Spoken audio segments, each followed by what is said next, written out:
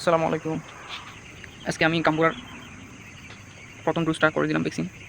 এটি হলো গাম্বুমেট plus ইনসেপ্টারের vaccine.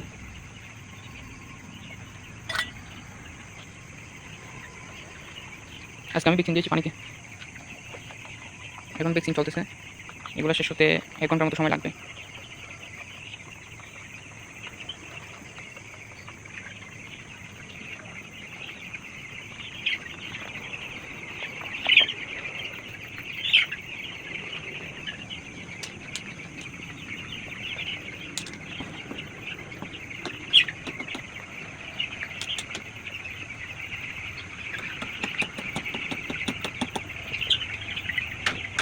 সবগুলোকে এভাবে নেড়ে খাওয়া দিতে হবে, নাহলে অনেক মুরগি খাবে, অনেক মুরগি খাবে না।